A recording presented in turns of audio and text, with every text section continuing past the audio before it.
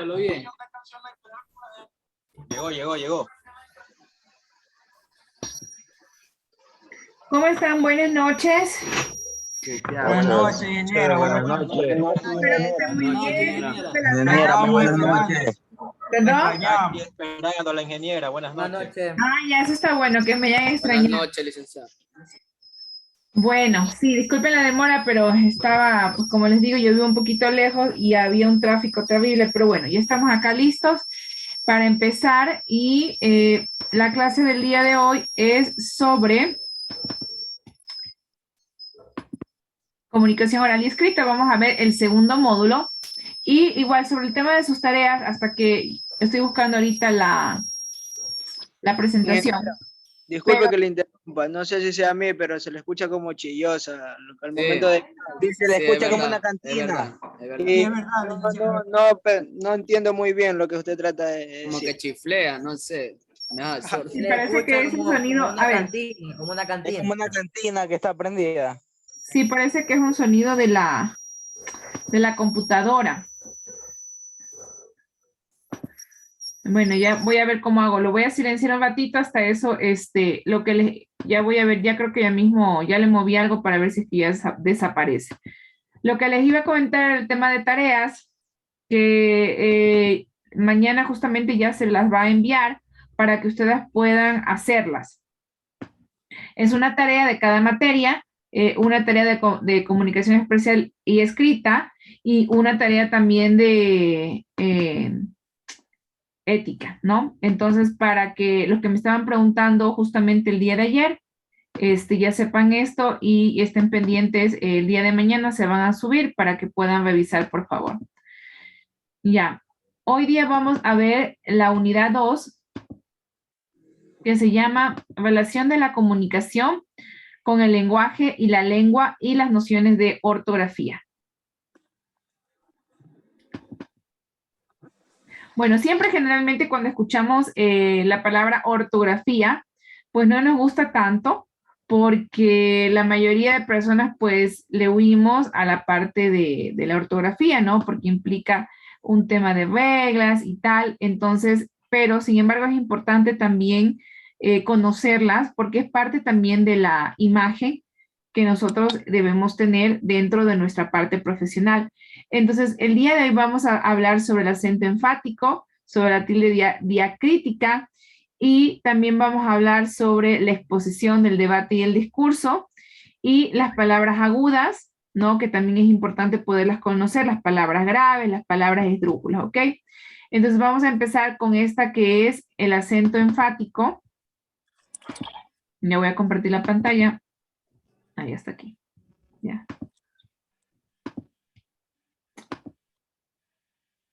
Compartir. Listo. ¿Qué es el acento enfático? Voy a poner en modo presentación.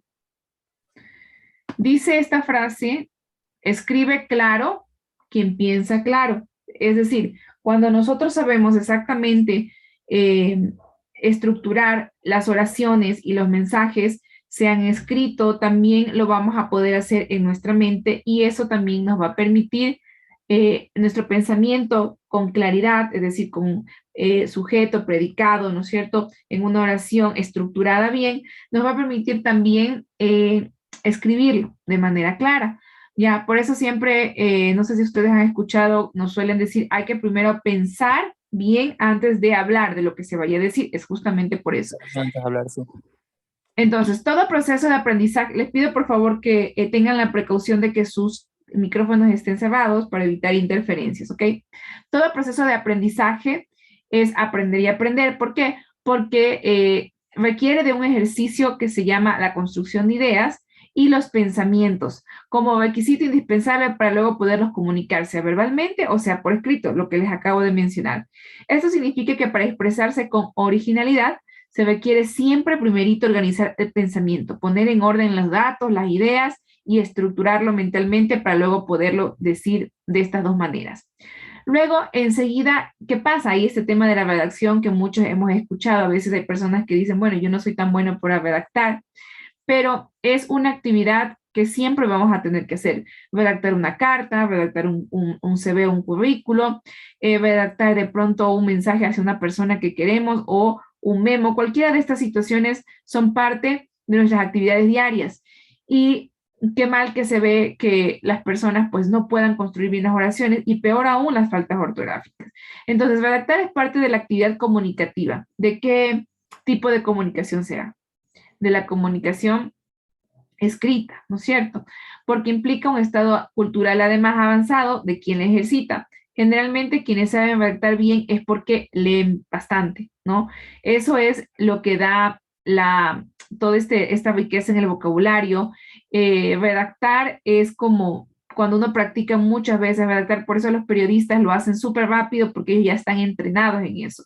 Incluso a veces con muy poco tiempo pueden armar una noticia en 2 minutos, 3 minutos, que de pronto a otra persona le tardaría mucho más tiempo. ¿Por qué? Porque no es parte de su ejercicio diario.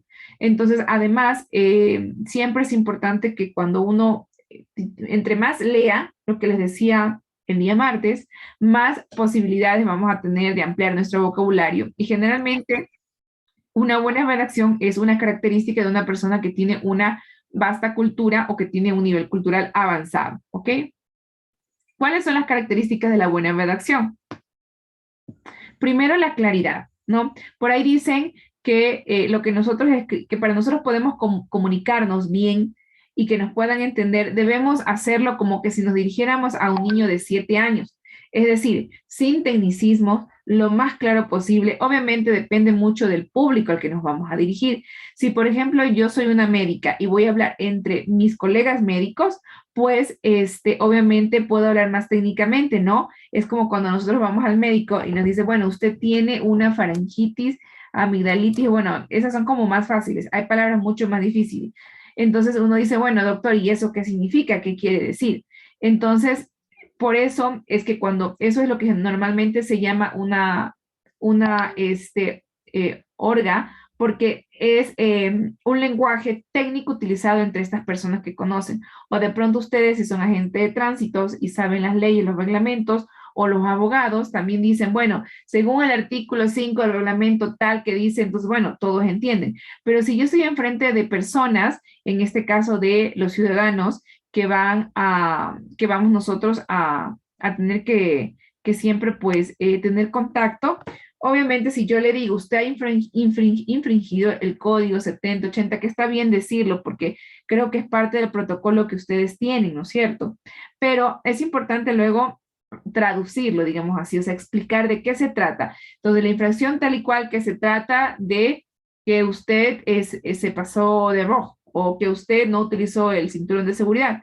Entonces, por eso es importante tener esta claridad para poder expresar nuestras ideas. Como dice Gonzalo Martín Vivaldi, que es un escritor muy reconocido, la visión clara de los hechos o de las ideas y la exposición neta y tersa de los mismos. Así es como debemos exponer nuestra redacción. Igual, ustedes tienen que, por ejemplo, redactar memos, informes, partes, ¿no es cierto? Y pues yo he leído algunas partes y a veces como que no se entiende tan bien, entonces hay que ser muy claros y también saber utilizar los puntos de los signos de puntuación, porque eso es lo que da la pausa a una lectura o un escrito, ¿ok? Entonces teníamos primero claridad, cómo hablarle a un niño de 7 años, así debemos escribir. Luego, concisión. Otra obligación de la prosa, como señala Zabala Ruiz, que es un escritor, es la concisión, virtud o cualidad, que quiere decir que entre menos se diga, hay que ahorrar palabras y evitar lo necesario. Ahora, pues yo he escuchado mucho este término de presentar un resumen ejecutivo, ¿no? ¿Qué es un resumen ejecutivo? Puede ser muy concreto. ¿Cómo lo vamos a hacer? Vamos a exponer el antecedente así en 2 líneas, la posible solución, ¿no es cierto? Como, digamos, el problema. El antecedente es el problema. El problema sería que se cometió una infracción tal porque se pasó el rojo, ¿no es cierto? La solución o la acción que se tomó es que se multó o tal cosa, ¿no es cierto? Y luego la consecuencia sería como lo posterior. Entonces, cuando nosotros tenemos como, este sería como como un ejemplo de matriz, como un parámetro para seguir en cómo podemos redactar las cosas, es más fácil a que de pronto lo redactemos solo así, como que escribimos y nos dejamos llevar y ponemos muchos detalles. Entonces, si usted no es un escritor o un periodista turístico que va a contar algo o no va a escribir una crónica en una columna periodística, pues hay que hacerlo de manera concisa, ¿ok? Y evitar vaguedades y cosas que no vienen al caso. Luego, la sencillez. Uno y otro autor identifica la sencillez porque consiste en emplear palabras de uso común que sean pues de dominio como que general para poder tener una buena redacción.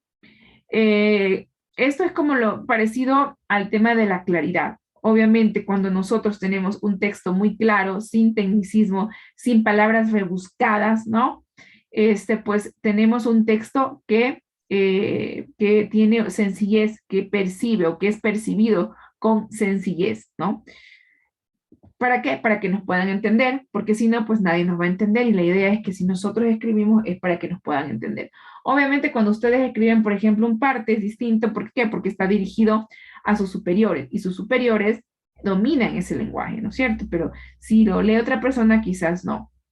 Luego, ¿cuáles son las fases o momentos de la redacción? Que es como tener un esquema, porque hay gente que dice, bueno, pero la verdad es que yo no puedo escribir, no sé por dónde empezar, no sé qué poner en medio, no sé cómo finalizar. Aquí les voy a dar un esquema fácil, ¿no es cierto? Para que ustedes puedan armar sus redacciones. Voy a poner por aquí la foto. Entonces, primero, esa es una propuesta, como les dije, de los distintos frente a diversas formas de práctica. Entonces, en uno y otro caso, las frases o momentos del proceso de construcción de ideas y pensamientos coinciden con un principio que puede ser como un antecedente o como una exposición del problema, un medio que es ya cuando uno como que empieza a desglosar ese problema, por ejemplo, se pasó en semáforo rojo, entonces el medio sería como una redacción, pero muy puntual. Uno, el ciudadano le fueron leídos sus derechos. Dos, el ciudadano fue detenido y así, ¿no? Muy concreto. Y luego el fin es ya contar finalmente qué pasó, ¿no? Y con eso terminamos. Y por ejemplo, en la parte de investigación documental se conocen como etapas. La etapa de investigación, que es cuando uno recoge toda la información, ¿no es cierto? Como hacen, no sé si ustedes han visto los documentales de policías, que hay unos muy buenos ahí en Netflix, por ejemplo, o como hacen los abogados. Hay una serie que, no sé si la han visto, que se llama Sweet, que es de abogados, que es muy buena, donde justamente hacen esto. Y yo les recomiendo y les sugiero que unos recursos didácticos muy buenos para poder aprender a veces todos estos mensajes y estas lecturas es a través de las películas. Hay gente que dice, no, es que a mí no me gusta leer, pero bueno, podrían ver una película y ahí les recomiendo esta. Entonces, ¿cuáles son las etapas? La de investigación, ¿no? Primero, un investigador recopila todos los antecedentes que ha pasado, ¿no es cierto? Los hechos. Luego empieza a ponerlos en una matriz donde empieza como a hacer ya una consolidación de lo que se ha investigado y hace un cruce, ¿no? Un cruce de ideas para luego llegar a una exposición de resultados de cuál podría ser el móvil de lo que sucedió. No sé si ustedes han recibido algo de eso, pero más o menos tal y cual como las series que podemos ver.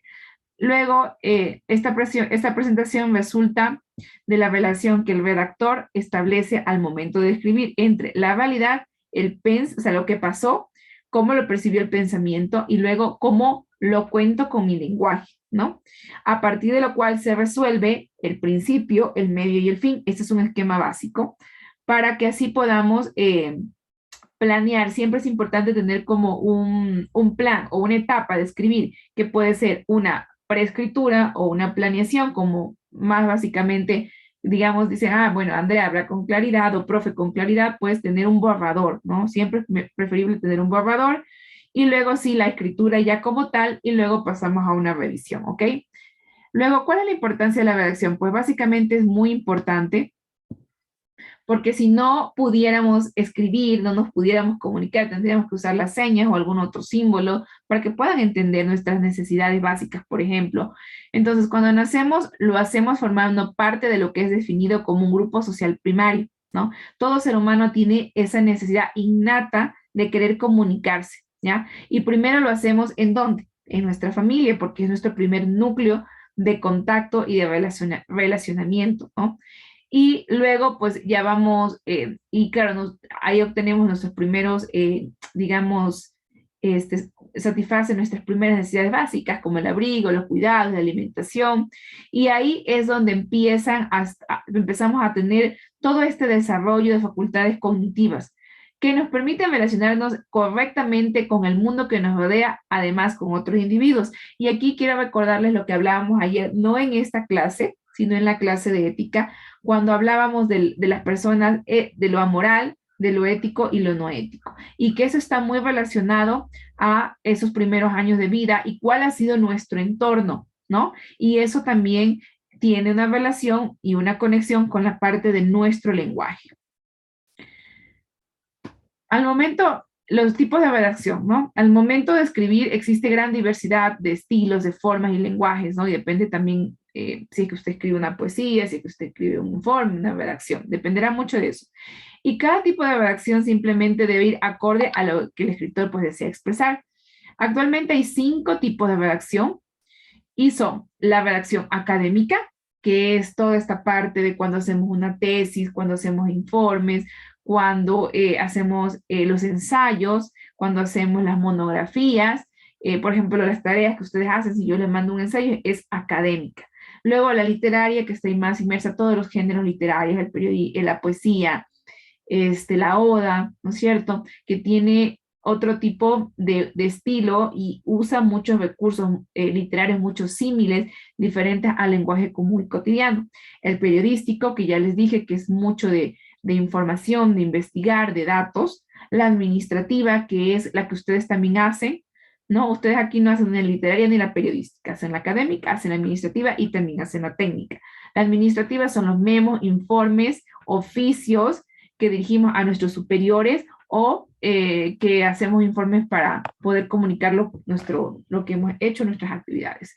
Y la técnica, que es, por ejemplo, los médicos, ellos tienen un tipo de comunicación técnica que corresponde a conocimientos de un grupo específico. Los abogados, igual los mecánicos, ¿no es cierto? La gente que estudia el hardware y software, todo el tema de sistemas, eso es técnico, que si yo lo escucho por ahí mientras paso, no entiendo lo que están hablando, a menos que yo sea alguien experto en computadoras, ¿ok? Entonces, eso hay que tenerlo claro. ¿Cuál es la redacción académica? Pues ya les dije, estos son las monografías, las tesis, entre otros. Generalmente se caracterizan porque tienen una información sistemática y lógica, es decir, como que ahí no hay oportunidad para la creatividad para nada.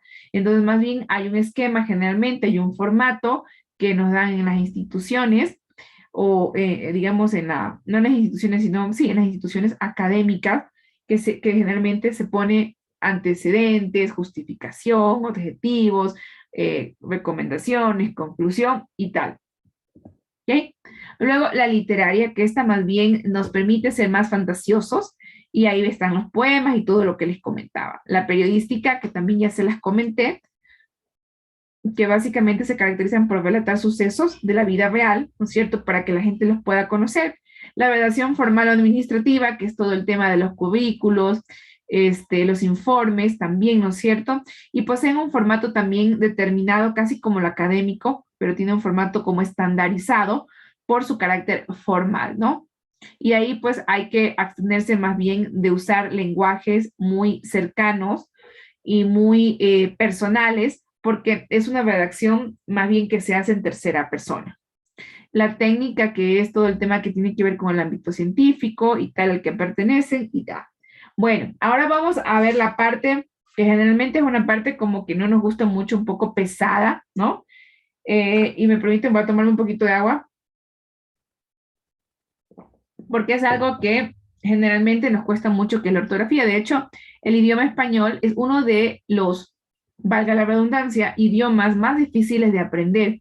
¿Por qué? Porque tiene muchas reglas ortográficas en el tema de la tilde, en el tema de los signos de puntuación. Entonces, por eso es más complicado. Bueno, la ortografía viene de la palabra que está ahí, ortografía, que bueno, suena igual, pero se escribe distinto, y es el conjunto de normas que regulan la escritura, forman parte de la gramática normativa y establece reglas para el uso correcto de las letras y los signos de puntuación. La ortografía nace a partir de una convención aceptada por una comunidad lingüística para conservar la unidad de la lengua escrita, es decir, que hayan normas y parámetros, ¿no? Y la institución que regula y que rige todas estas normas es la Real Academia de la Lengua Española, ¿no? Luego tenemos que las reglas de ortografía general no tienen una relación directa con la comprensión del texto en cuestión. Es decir, usted puede escribir con faltas ortográficas, pero igual le van a entender. Pero no va a ser una buena imagen para usted. Dentro de ello, lo primero que vamos a revisar es las famosas tildes, que muchas veces se nos dificultan porque no sabemos dónde es que va la tilde. Hay palabras que suenan igual, que unas llevan tilde y otras no llevan tilde, ¿no? Entonces, vamos a hablar sobre la tilde enfática o el acento enfático. La tilde enfática es un acento gráfico que se coloca en una palabra para enfatizar el sonido en las estructuras exclamativas e interrogativas, ¿no? Por ejemplo, que se puede escribir con tilde y sin tilde. ¿Cuándo va con tilde? ¿Quién me quiere decir? ¿Cuándo va con tilde qué? Cuando es una pregunta. Perfecto, cuando es una pregunta. Y cuando no está en estado de pregunta, pues se escribe sin tilde. Por eso es que nuestro idioma español es difícil. Luego tenemos la diferencia entre la tilde diacrítica y la tilde enfática. ¿Cuál es la diferencia? Es que la primera sirve para diferenciar dos palabras que se escriben igual, como el ejemplo que les acabé de poner, ¿de qué? ¿Ya? Pero su significado es diferente. Y en la segunda sirve para enfatizar en una oración exclamativa e interrogativa. Entonces, la tilde enfática, ojo con esto, la tilde enfática es la que la palabra se escribe igual, tiene el mismo significado, pero se tilda porque está en un contexto diferente, que generalmente es de exclamación o de interrogación. Esa es la tilde enfática. Y la tilde diacrítica, en cambio, son palabras que sirven para diferenciar, pero, o sea, que se escriben igual, ¿no? Pero su significado es diferente, ¿no? Por ejemplo, más. Más es, es un término que indica numeración, ¿ya? Pero también es un nexo de oración, ¿no? Entonces, esa es la diferencia. Si yo digo, el día de mañana casi me caigo si es que no me voy más allá, ¿no es cierto? Ahí no lleva tilde. Pero si yo digo 2 más 2 son 4, ahí lleva tilde. Entonces, esa es la tilde diacrítica, ¿no? Y la enfática era la que se escribe igual, significa igual y cambia el contexto. En cambio, la diferencia entre el acento diacrítico o tilde diacrítica es que la tilde que se emplea para distinguir significado en pares de palabras frecuentemente son monosílabas, de las cuales una es regularmente tónica, mientras que la otra átona en el habla, marcando el acento de la tónica. Esto para traducirlo, bueno, si yo lo leo así, digo, ay, pero está súper técnico, este es un lenguaje técnico. Entonces, para poderles traducir esto, ¿qué quiere decir? Que la tilde diacrítica es la que tiene, se escribe igual, pero su significado es diferente. Y la enfática, en cambio, es la que se escriben igual y tienen un mismo significado, solamente que la una va tildada porque está en un contexto de exclamación y de interrogación. ¿Ok? Luego, el acento. ¿Qué quiere decir el acento? Tenemos la tilde que la conocemos y bueno, y todos reconocemos la tilde porque es ay, se me va la palabra. Este signo que está sobre las letras, pero luego tenemos el acento, que es ¿dónde está? ¿Qué es el acento? Es el golpe de voz. ¿Dónde está ese mayor golpe de voz de una palabra? ¿No? Por eso ustedes recordarán que cuando estábamos en la escuela, ¿no es cierto?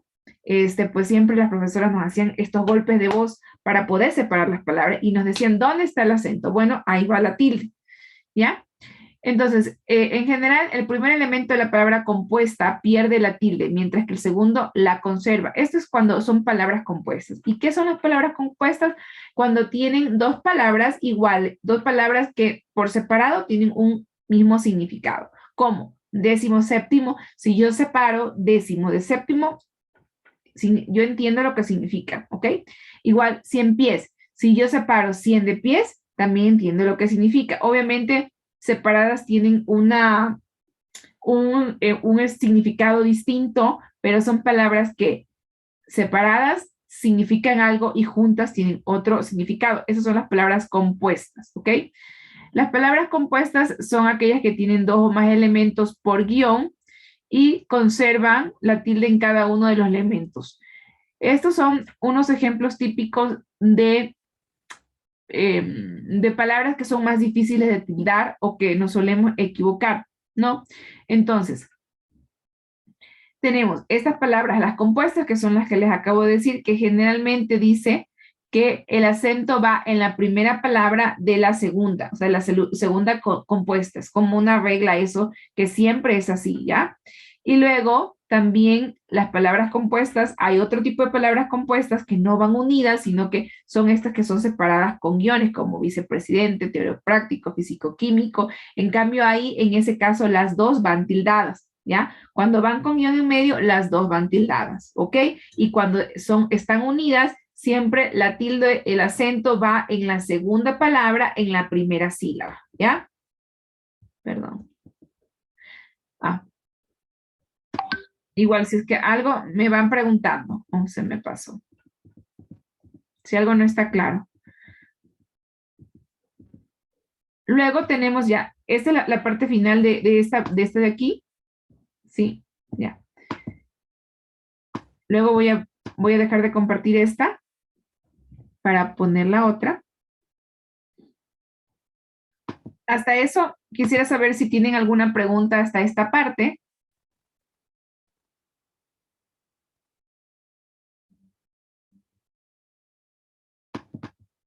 No, ninguna, profe.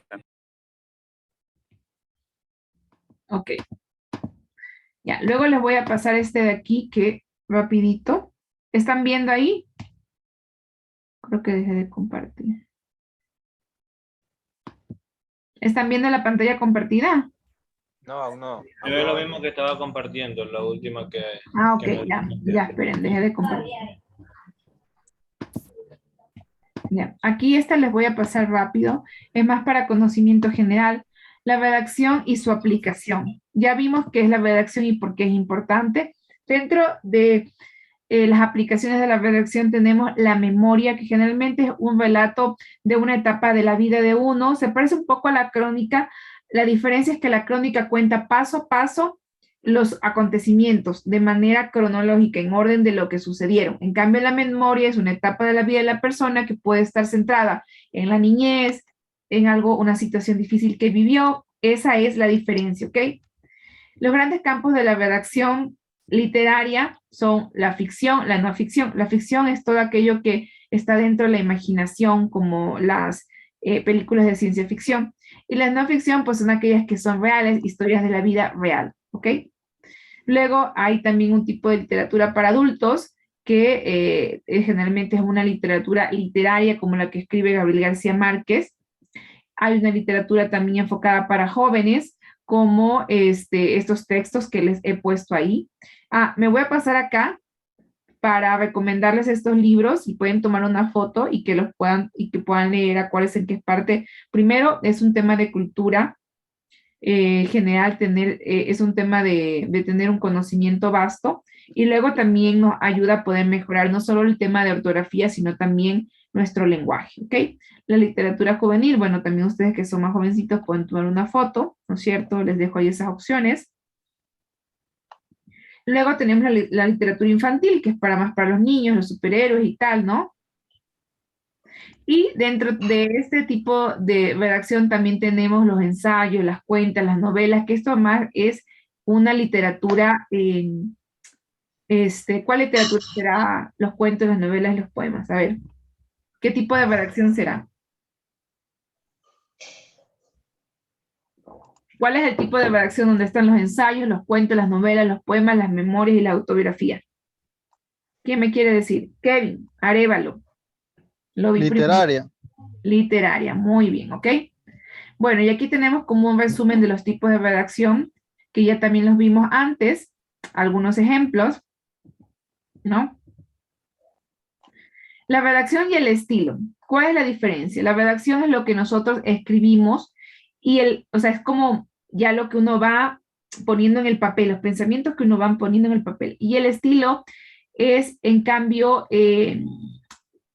tiene que ver con una serie de reglas ortográficas y gramaticales de cómo es como una forma original y diferente que las personas desarrollan de escribir. Por ejemplo, Gabriel García Márquez no escribe igual que Paulo Coelho, ¿no es cierto? Entonces, eso significa que cada uno tiene su propio estilo. Esto ya lo vimos, ya no lo vamos a revisar y ahora vamos a pasar al otro tema.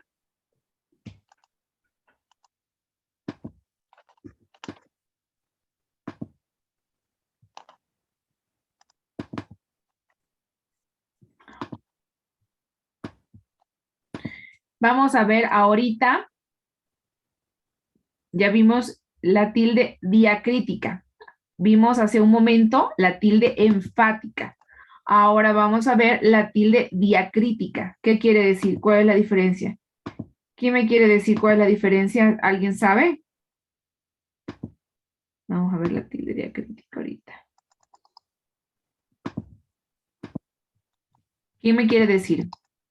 Bueno, a ver, les cuento. La tilde diacrítica es aquella que sirve para diferenciar las palabras que se escriben de la misma forma, pero tienen significados diferentes. Acuérdense que ya la vimos hace un momento, vimos la tilde, a ver, les voy a poner aquí el nombre para que no se vaya, la enfática, ¿no es cierto?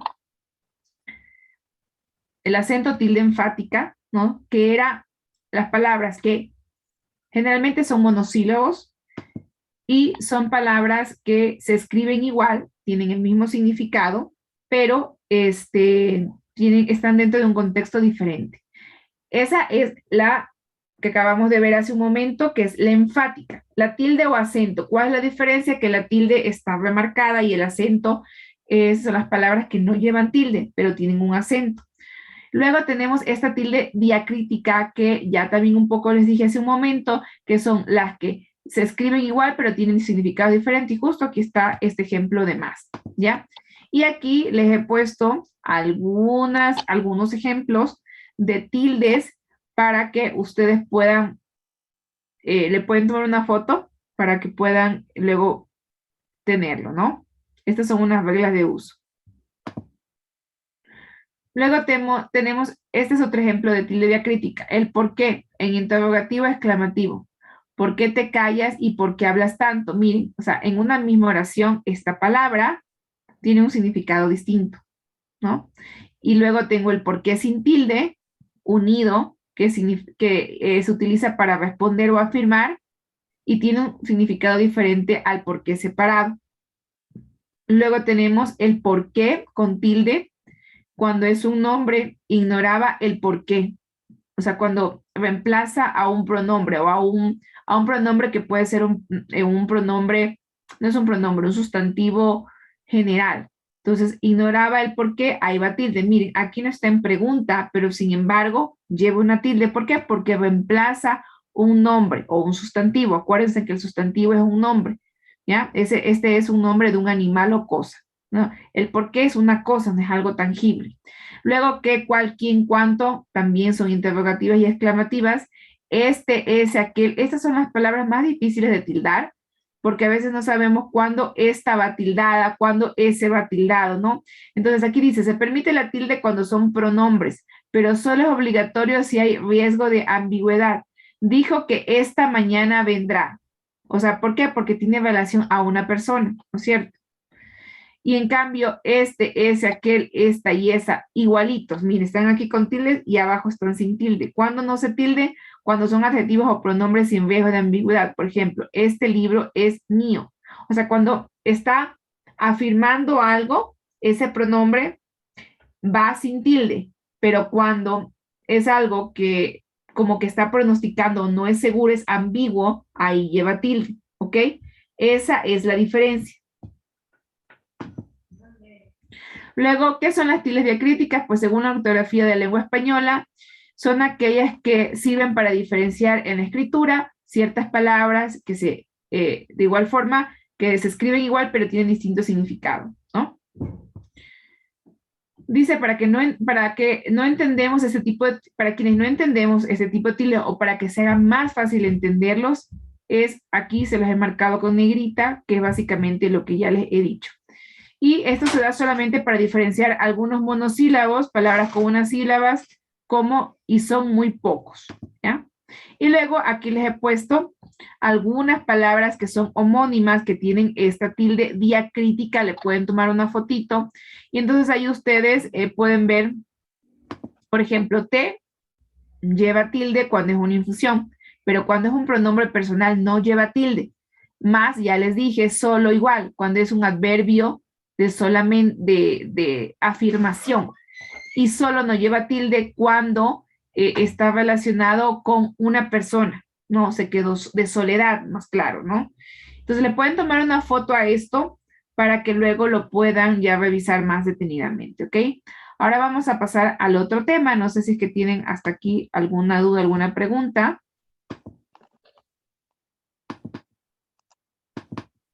Bueno, esa es un poquito como la parte no tan bonita de la parte de comunicación oral y escrita, pero que es importante porque no sé si a ustedes les ha pasado que cuando tienen un texto o están leyendo un texto y hay una falta ortográfica, pues claro, es como que automáticamente les salta el ojo. No sé si a ustedes les ha pasado. Aunque uno no sea tan bueno en eso, igual es considerado incluso una falta de respeto en términos de imagen.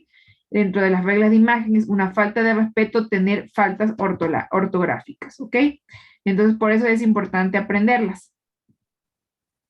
Hoy les he compartido, porque claro, si nos vamos digamos, a lo más profundo de ya la ortografía puramente, pues nos demoraremos un montón, pero la idea es que ustedes tengan como los recursos más importantes para que puedan tener una base y obviamente hacerlo bien, ¿no? Luego, bueno, ya les había mencionado que hay dentro de las formas de comunicación oral, tenemos la exposición, el debate y el discurso, que ya hemos escuchado estos términos generalmente en el colegio o en la escuela, ¿no? Entonces, ¿cuál es la diferencia? La exposición es la acción y efecto de exponer, es decir, de presentar algo frente a alguien para que las personas lo puedan ver y puedan también opinar, ¿no? Eso quiere decir exposición. Los tipos de exposiciones que existen son la exposición oral, que se parece, o sea, a todo lo que se habla, y aquí generalmente se utiliza el material de apoyo digital, se utiliza también, se estructuran y desarrollan temas de maneras interesantes y que sea ameno para el público. Y la exposición escrita, que es redactando un texto en el cual se desarrolla de manera clara y precisa un tema o un asunto. Por ejemplo, vamos a exponer sobre las medidas de bioseguridad. Entonces empezamos a hablar y siempre hay que tener unos recursos de apoyo para poderlo hacer. Luego tenemos aquí el debate, que generalmente es una técnica de comunicación que consiste en la confrontación de ideas o opiniones entre una o más personas sobre un tema específico. ¿Cuáles, por ejemplo? Los debates políticos son un típico ejemplo, ¿no? Que hemos visto muchas veces. ¿Cuál es el objetivo del debate? Plantear, exponer y conocer diferentes posturas y argumentaciones sobre el tema. Generalmente tienen un moderador siempre y un público presente. ¿Ok? Que ese público no interviene, no hace preguntas, pero está ahí presente. ¿Cuál es la estructura de un debate? El inicio, apertura, que es un poco parecido a lo que hablábamos antes, donde aquí se presentan a los participantes y se plantea el tema y algunos de los puntos que se van a tratar. El cuerpo del debate, que es donde se produce el intercambio de informaciones y argumentaciones. Y finalmente la conclusión, los participantes resumen todas las posturas y datos que se han presentado en el debate para poder llegar a unas conclusiones que se presentan ante el público. El discurso. Bueno, esto es algo que realmente sí lo van a usar mucho y seguro en algún momento lo van a necesitar porque, bueno, asumo que ustedes igual pretenden como que seguir creciendo dentro de su carrera y una de las características de cuando uno va escalando pues es dar los discursos, que generalmente es algo que implica transmitir un mensaje una persona ante un público ¿no es cierto? Y que puede ser de manera escrita u oral también, ¿no? El discurso también es lo que decimos, lo que hablamos. Por ejemplo, chuta, yo le voy a dar este discurso a mi jefe de porque llegué tarde, o yo voy a dar este discurso, o en inglés speech, para el ciudadano. Entonces yo puedo construir un discurso con estas técnicas que hoy me ha enseñado la profe para poder yo tener una comunicación efectiva y asertiva con la persona que me está escuchando, es decir, con el ciudadano, ¿ok? Acuérdense que todos estos temas que estamos revisando, ustedes lo tienen que aplicar a su profesión para que puedan sacarles el mejor de los provechos. Entonces aquí tenemos cuatro tipos de discursos, así como vimos que hay dos tipos de exposiciones, que hay otros tipos de debates, igual tenemos tipos de discurso, ¿no? Entonces el primero es el discurso expositivo, que es el que informa acerca de algo de manera objetiva, clara y concisa. ¿Cuál será este discurso expositivo? ¿Quién me puede dar un ejemplo de un discurso expositivo? A ver, Boris. Informa acerca de algo de manera objetiva, clara y ordenada. Boris, ¿cuál será un ejemplo de discurso objetivo? Teniendo en cuenta que discurso es todo lo que hablamos.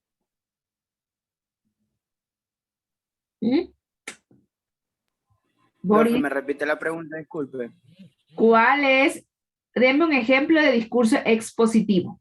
Dice que es aquel que informa, voy a poner en presentación, informa sobre algo de manera objetiva, clara y ordenada. Ya les he dicho antes qué tipo de, no les he dicho que es un tipo de discurso, pero sí les he dicho qué tipo de comunicación tienen presentes estos elementos.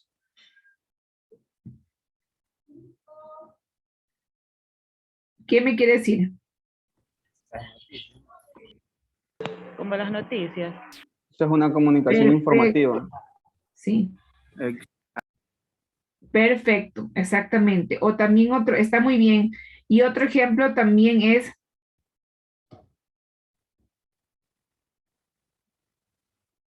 perdón, un ratito. Otro ejemplo es,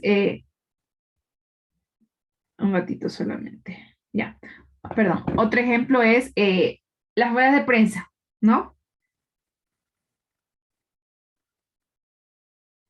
Eso también es un ejemplo porque van diciendo, de manera objetiva algo, vamos a hablar sobre la devolución del IVA o vamos a hablar sobre las medidas de bioseguridad, lo que hace Juan Zapata, que ustedes lo han de ubicar muy bien. Entonces él dice clara, ordenada y ahí. Ese es un expositivo. Luego tenemos un argumentativo que utiliza un emisor para convencer o persuadir acerca de algo. Es típico de la oralidad, de las conversaciones, de los debates y las conferencias. Acuérdense que el discurso es algo que está presente en todas partes. Es decir, cuando hay un debate, hay un discurso. Cuando hay una exposición, debemos tener un discurso. El discurso básicamente son, por llamarlo de una manera distinta, los mensajes. Como presentaciones.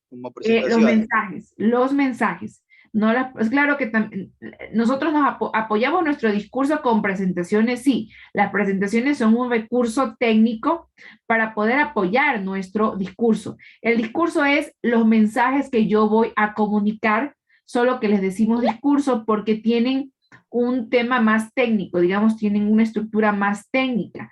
¿Ya? Porque hay elementos, dependiendo cuál sea el enfoque, que hay que incorporar, que generalmente no se hace cuando uno habla normal o cuando da unos mensajes. Por ejemplo, en este argumentativo, si yo quiero convencer a las personas que utilicen mascarillas, entonces obviamente voy a utilizar recursos de persuasión, recursos de pronto emocionales, de contar historias, para poder crear esa sensibilización en las personas de que deben usar la mascarilla porque si no, pues se van a contagiar. Entonces, es como fijar un objetivo, algo así.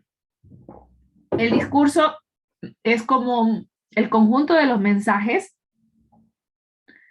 que incluyen recursos, algunos recursos de estructura para poder convencer, para poder narrar o para poder describir algo. Y lo más importante es el objetivo del discurso. Todos los discursos, independientemente de sus clases o sus tipos, lo que quieren es lograr una acción de las personas. Ojo, esa es la diferencia entre un mensaje, perdón. El objetivo del discurso es dar un mensaje claro, por así decirlo. No solamente dejar un mensaje claro, eso sería simplemente yo voy a dar un mensaje y que esté claro. El discurso tiene ojo con lo que les estoy diciendo, tiene la intención de motivar una acción. Una acción. ¿Por qué creen que hay el discurso de un político? La acción que quiere motivar el político es que caiga bien a las personas para que voten por él. ¿Ok? La acción que el coronel Juan Zapata del COE Nacional quiere activar es generar esa sensibilidad en las personas para que haya esta concientización. ¿Ya? Entonces, la diferencia entre un mensaje normal, común y corriente y entre los otros tipos de recursos como la exposición y el debate es que el discurso, que si bien cierto está inmerso en este tipo de comunicación, pues siempre su objetivo todo el tiempo, va a ser generar o motivar una acción de las personas, que las personas hagan algo luego de ese discurso. De hecho, los discursos son tan fuertes y dependiendo de los recursos que se utilicen, porque en un discurso no puedo utilizar recursos literarios, todos los recursos que les acabo de mencionar hace un momento, puedo utilizar datos y luego cuento una historia. Entonces el discurso tiene un propósito siempre, tiene un fin. Para que sea un buen discurso, ¿qué es lo primero que yo tendría que pensar? ¿Qué me quiere decir? ¿Cómo puedo hacer yo un buen discurso? En ideas. Empapándome muy claramente del tema que quiero Expresarse tocar. mejor. Tener una buena explicación. Hablar con palabras claras. Sí, todo lo que ustedes me han dicho sí, pero lo más importante para construir un concurso es escribir y pensar a quién le voy a decir esto. ¿A quién? ¿A qué público? Se lo voy a decir a mis jefes, se lo voy a decir a jóvenes, se lo voy a decir a ciudadanos de 35 en adelante. ¿A quién le voy a hablar? Cuando yo defino primerito a quién le voy a hablar, yo puedo ahí saber el tipo de discurso que voy a utilizar. ¿A quién le voy a hablar? ¿Qué voy a decir? ¿No? ¿Y qué quiero lograr? Son las 3 preguntas bases con las que debemos construir siempre un discurso y estos son tips que nos permiten a quienes no son muy, digamos, como muy afines o muy prestos a esto, pueden construirlo fácilmente, empezar a hacer un ejercicio de esta manera. Estas 3 bases. ¿A quién? ¿Qué voy a decir? ¿Y cuál es mi objetivo? ¿Qué quiero yo lograr que la gente haga con este discurso que voy a dar? Esa es la base para la estructura para hacer un discurso. Ya, entonces luego tenemos el discurso narrativo, que se refiere más a los hechos que expresan en un determinado contexto de tiempo y espacio, que pueden ser reales o imaginarios, como por ejemplo, si estamos en una entrevista, ¿no es cierto? Las entrevistas que hacen los periodistas más de tipo personal, más que informativa. Entonces la persona cuenta todo lo que ha hecho, su vida y tal. Eso es un discurso narrativo que cuenta algo. Luego el discurso descriptivo, que en cambio intenta mostrar las características de lo expresado sin emitir una valoración personal. ¿Quién me puede dar un ejemplo de discurso descriptivo?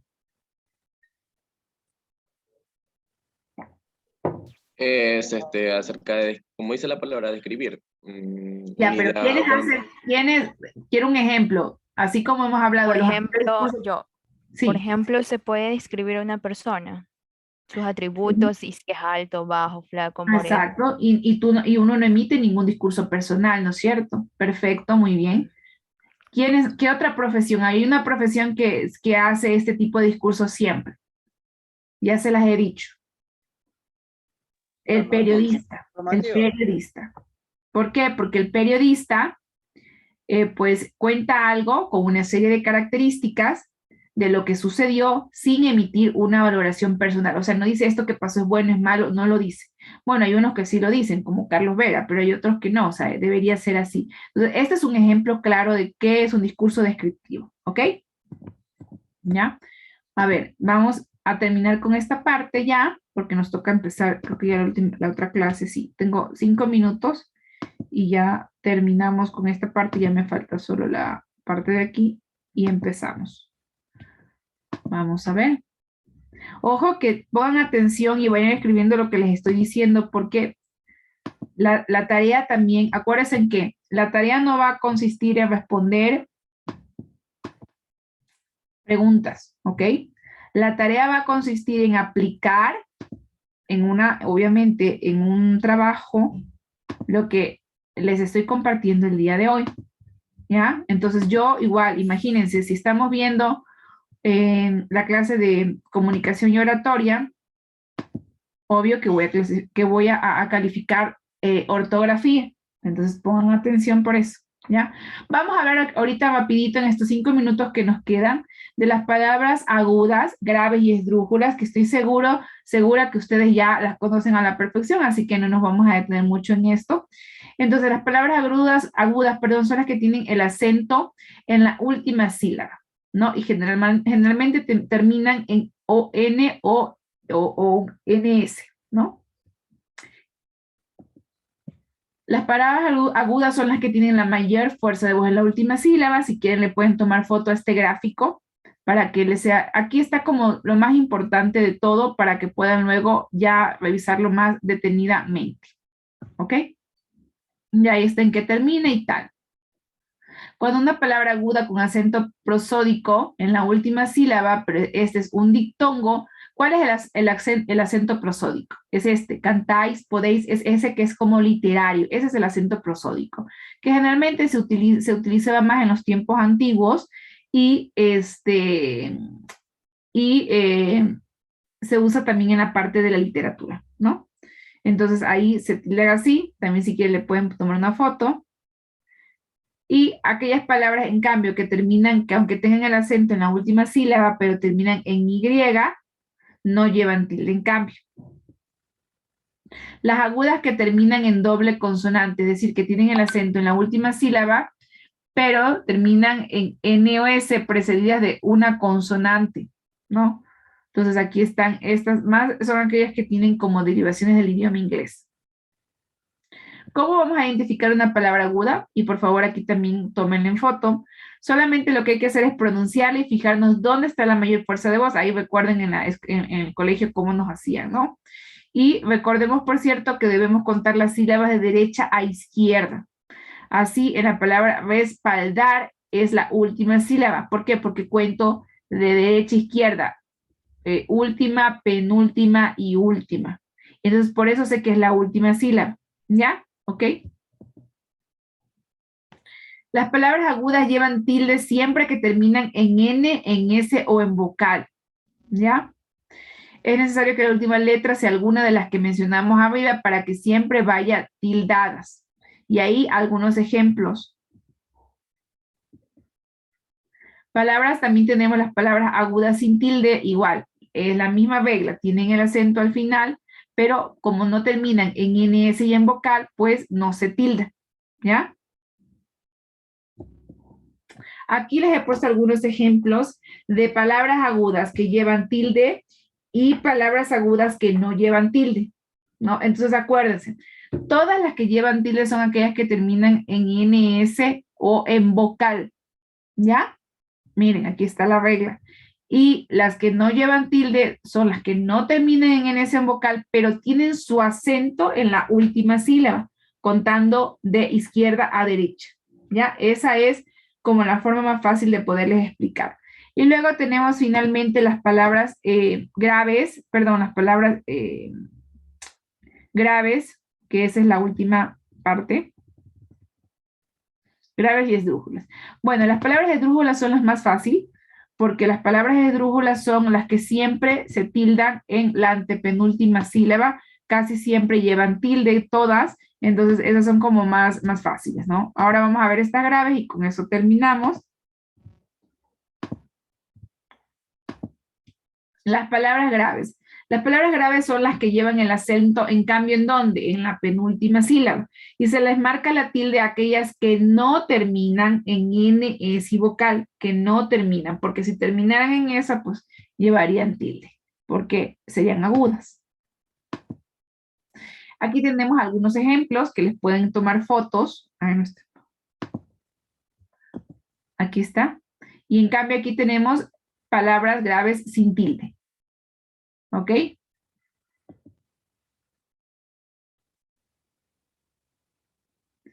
Por ejemplo, aquí hay unas excepciones. Cuando las palabras graves, acuérdense que dijimos que las palabras graves se tildan cuando no terminan en INS vocal, pero hay excepciones. Sí son graves cuando la palabra termina en S, pero está precedida, o sea, está antes una consonante. Ahí, pues obviamente, es una palabra grave, ¿ok? También otra sección es que se les marca tilde a aquellas palabras graves que según las reglas de acentuación no deberían llevar acento ortográfico, pero lo tienen porque son hiatos. ¿Cuál es el hiato? El que tiene la unión de una vocal abierta y una vocal cerrada. Entonces, cuando va un hiato, la regla dice que siempre se tilda cuando hay un hiato, ¿ya? Y aquí tenemos algunos nombres, miren, justo que están ahí las palabras, ¿no? Y también hay palabras graves con dictongo. ¿Y cuál es el dictongo? El dictongo es el que tiene el acento, es cuando se da en la última sílaba, el acento, a pesar que una palabra termina con vocal, es grave y acentuada con tilde. A ver, ¿cómo es esto, profe? Entonces, un dictongo es la última sílaba, ¿no es cierto? Casi como la aguda, a pesar de que una palabra terminada con vocal es grave y acentuada con tilde, como mercadología. Pero aquí hay un hiato también, ¿no es cierto? Porque acuérdense que es una vocal, bueno, una vocal abierta y una vocal cerrada. Aquí también tenemos como una aclaración mejor de lo que es el dictongo. Siempre van a ir dos vocales distintas juntas, ¿no? Pero que están en la misma sílaba. ¿Ya? ¿Cuál es la diferencia con el hiato? Que el hiato únicamente es una sílaba abierta, una vocal abierta y una cerrada. Ese es el hiato. En cambio, el dictongo es la unión de dos vocales en una misma sílaba, pero pueden ser dos abiertas, dos cerradas. Esa es la diferencia, ¿ya? O dos cerradas también, ¿ya? Por eso ese es un dictongo. O sea, básicamente es lo contrario al hiato. El hiato, una vocal cerrada y abierta, y el dictongo puede ser la unión de vocales, no importa si son cerradas o son abiertas, ¿ya? Esa es la diferencia. Y aquí igual les he puesto un ejemplo de palabras con AI y que llevan tilde, y ejemplos de palabras con IA que llevan tilde, ¿ya? Ahí está, pueden tomar una fotito. Y finalmente, aquí hay otros ejemplos que les he puesto. Estos son dictongos, ¿no? Acuérdense que los dictongos son unión de dos palabras. Son dictongos. Y finalmente, las palabras esdrújulas son aquellas que siempre llevan la tilde todo el tiempo en la antepenúltima sílaba, ¿ya? Voy a dejar de compartir esta.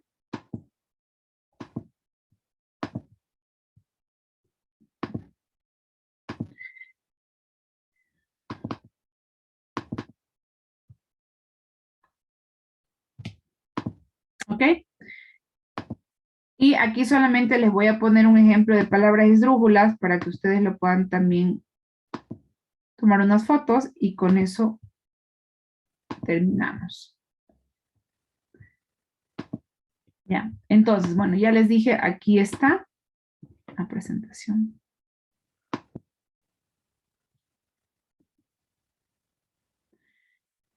Las palabras esdrújulas siempre llevan la tilde en la antepenúltima, pero obviamente también hay palabras que tienen acento, pero que no llevan tilde. Entonces, generalmente son palabras que están compuestas, como audazmente, locuazmente. Ya, generalmente esas son esdrújulas y no llevan tilde. Todos los adverbios que terminan en mente son palabras esdrújulas, ¿ok?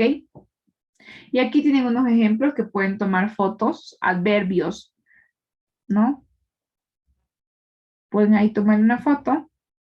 Los adverbios, recuerden que son características. O sea, los adverbios son palabras que dan una característica a algo. Bonito, feliz, semántico, ¿no?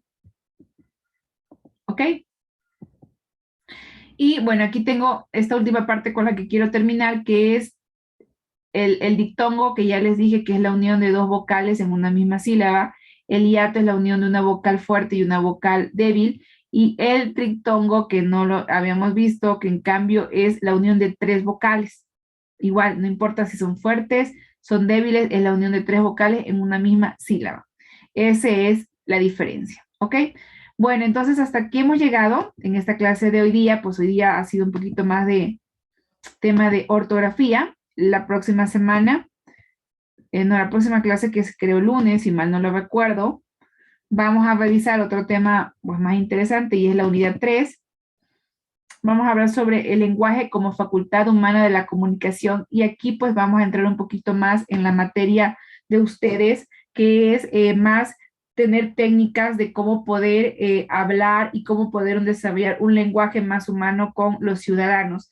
Entonces, pero es importante también tener estas bases que hemos revisado el día de hoy y que hemos revisado en la primera unidad, para poder tener primero un conocimiento claro de qué es la comunicación, cuáles son los elementos básicos y para qué sirve, y los tipos de comunicación.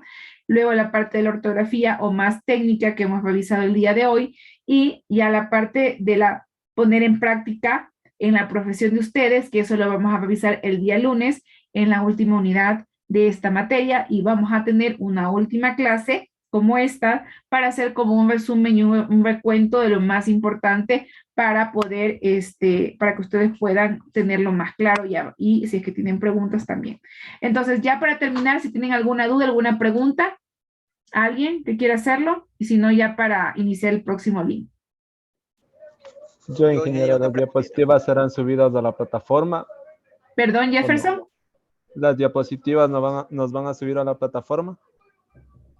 Entiendo que ya las habían subido, ¿no están subidas todavía?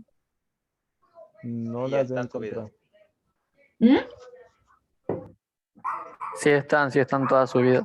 Ahí está Jefferson, ya Juan contestó. Yo también, de hecho, sé que estaban subidas, pero dije, bueno, de pronto las bajaron, pero sí están. Entonces ahí pueden revisar lo que hemos visto hasta el día de hoy. ¿Alguien que tenga alguna otra pregunta? Yo, ingeniera, una preguntita. Sí, yo, ingeniera. Brian. Sí, sobre la clase del día martes, iba a preguntarle si va a subir esa clase. Sí, la clase de en vivo. ¿A eso se refiere? El día martes. Ya, sí. Yo creo que ya mañana han de estar subidas. Ajá. Ok, listo. Ya. ¿Alguna otra pregunta? Ok, bueno, entonces nos vemos ahorita ya en la próxima clase de ética y valores. Ya nos vemos. ¿Nos salimos o entramos a otro link? Sí, porque entiendo que hay otro link, me parece. Claro. Porque la clase pasada salimos y entramos en el mismo link. Así. Yo pensaba que... Nos podemos quedar y hacemos una sola que dice.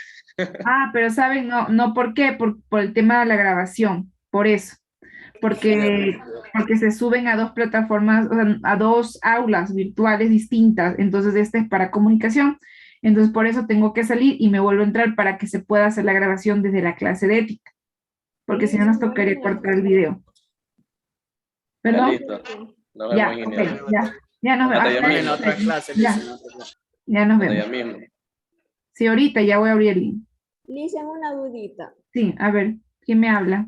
Dígame. Sí, Mayerly. Lo que pasa es que me quedé con esa duda del discurso. Dígame, claro. Usted dice que el discurso lo preparan los periodistas. No, que los periodistas tienen un tipo de discurso que es el discurso descriptivo, pero todos podemos dar un discurso. También los que son abogados, puede ser.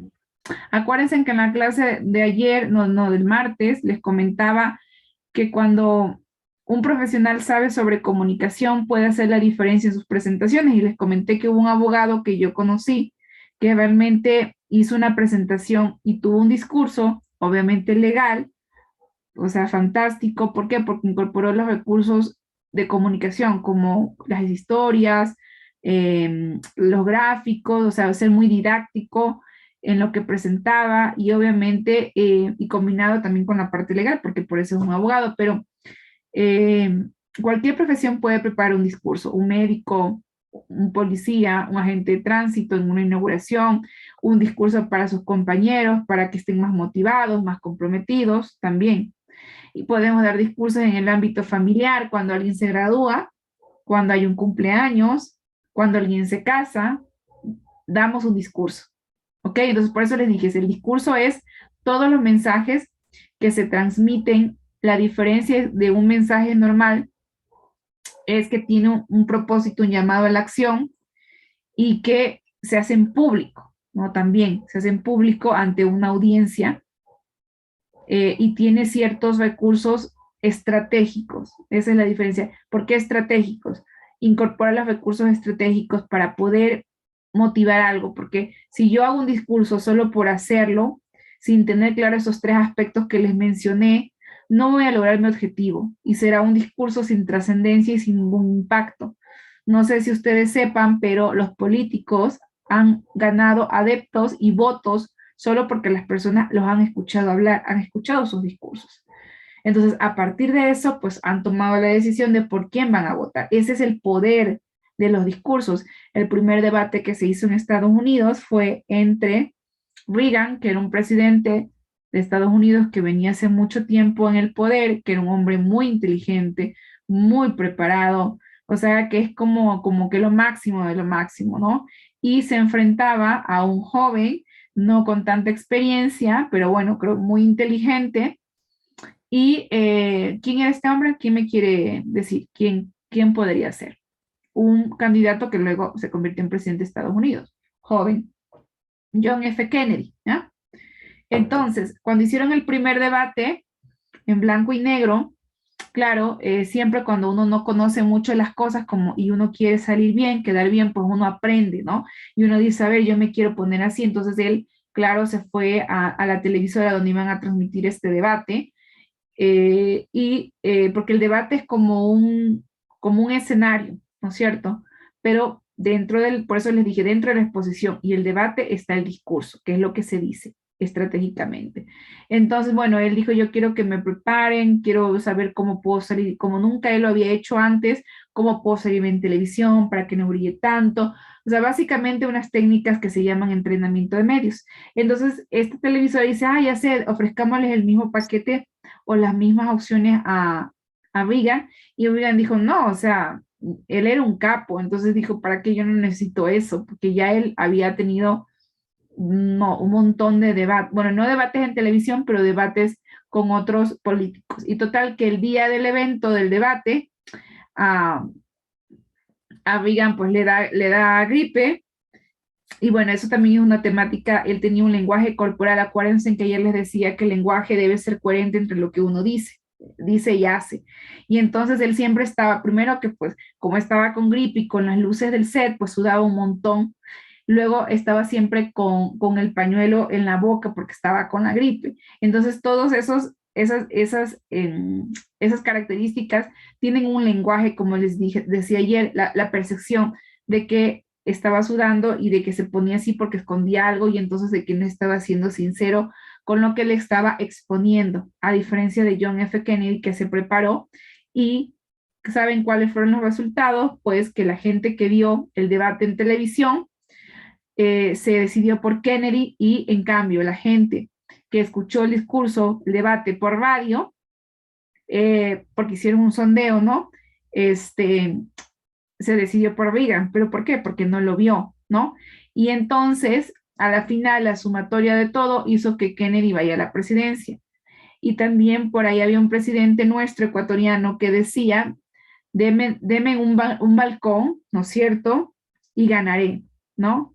¿Quién era ese político que decía eso? ¿Quién me quiere decir? Velasco Ibarra, ¿no? Que fue 5 o 6 veces presidente, no lo recuerdo ahorita, pero fue algunas veces. Y claro, él tenía un nivel de convencimiento que realmente movía masas, ¿no? Y a veces estos discursos no siempre son positivos, también pueden ser negativos. ¿Cuál sería un líder con un discurso negativo? ¿Quién me quiere decir?